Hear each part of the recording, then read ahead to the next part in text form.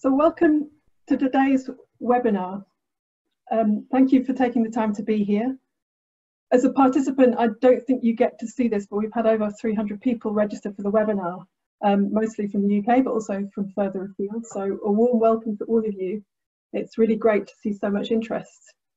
My name is Kate Lonsdale, and I'm one of the 2 champions for the UK Climate Resilience Programme, based at Leeds University. From working there together with my colleague Suraj Desai. So today's webinar, the timing for the session is as follows. So the multiple hazards work that Freya will be talking about is the focus of today's webinar, and it's part of the UK Climate Resilience Programme. So I'll start by saying a few words about the wider programme. Then we'll get to the main feature, which is Freya Garry's presentation, how multiple climate hazards will impact the UK through over the 21st century. And this will be followed by a few words from Dr Ed Pope, who's also from the Met Office, about the wider agricultural context and the application of the research findings and their use in decision making through the DEFRA Food and Farming Service. And then a few words from Dr Tom Denby, who's a Senior Scientific Officer from the Future Farming Directorate at DEFRA. Then we'll have about 20 minutes for our questions and discussion. Probably, given that there's so many people on the call, we may not have time to answer all the questions, but we hope to be able to answer a few offline, and the information about that will be available on our website. So this far into lockdown, I'm sure you're quite familiar with how to use webinars, but here are a few reminders. Firstly, we're using the Q&A function, and I'm sure you, rather than the chat, so please put any questions into the Q&A. And you can do that throughout the presentation, not just at the end. You also have the opportunity there to upvote. So if you see someone else's question that you'd like to have answered, upvote it, and then it'll move to the top, and that'll make it easier for us to see. The webinar audio and slides will be shared with participants after the event. And as participants, you'll be muted unless for some reason you'll be enabled by the host, but I think that's unlikely with so many people. If you have a technical problem, you can put that into the chat, and my colleague Susie may be able to help you with that. And just finally, the webinar is being recorded and it will be available on YouTube. So just a few words about the wider programme. So the vision of the programme is to enhance the UK's resilience to climate variability and change through interdisciplinary research and innovation on climate risk, adaptation and climate services. That's working with stakeholders and end users to make sure that the research is useful and usable. So this really emphasises that the aim of the programme is not just about producing high quality research, but it's also about ensuring that the research is relevant, useful and usable. The programme has about £18.7 million worth of research funding.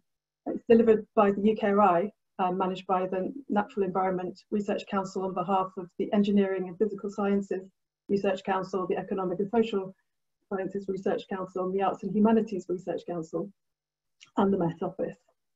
So the programme has 3 main themes, and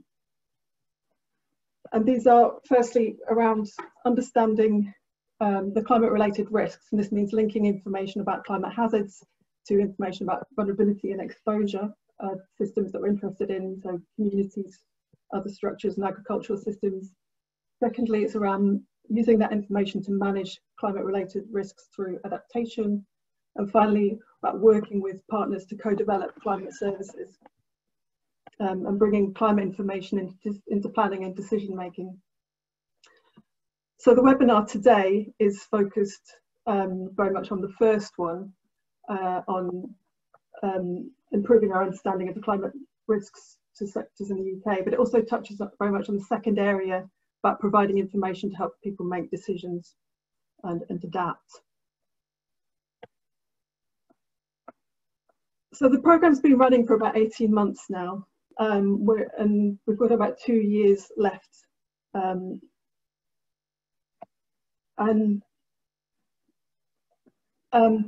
So we've just completed there's about 19 projects for the UKCRP side that have been running for about 12 months.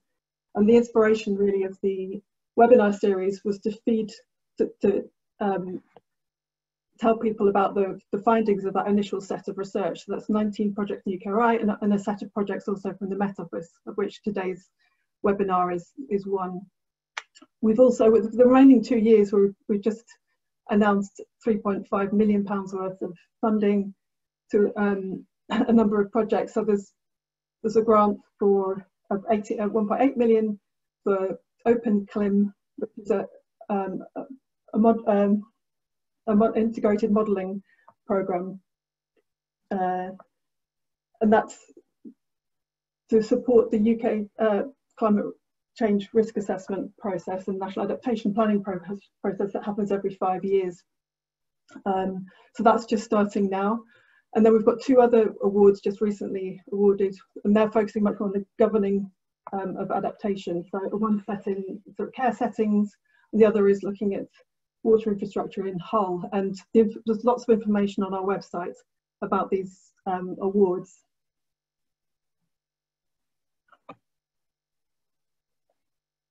And we've got some further awards that will be awarded quite soon. One on embedded researchers, which is about getting researchers into host organisations. And there'll be 5 people funded this year and an additional 3 people funded next year. Then there's some work around present and future climate hazards, about developing new methods and techniques for that. And finally, an Arts and Humanities Research Council funded call on exploring past and future societal transformation. Some of this initial research funding into the climate change risk assessment, we've put together a special issue of climate risk management, which is looking for specific, has a call for papers on UK climate risk assessment and management. That's guest edited by my co-champions Suraj Desai, Hayley Fowler at Newcastle, and Jim Hall and Dan Mitchell. And they're looking for multidisciplinary research and practitioner research for that special issue. And the deadline's recently been extended to the 31st of July.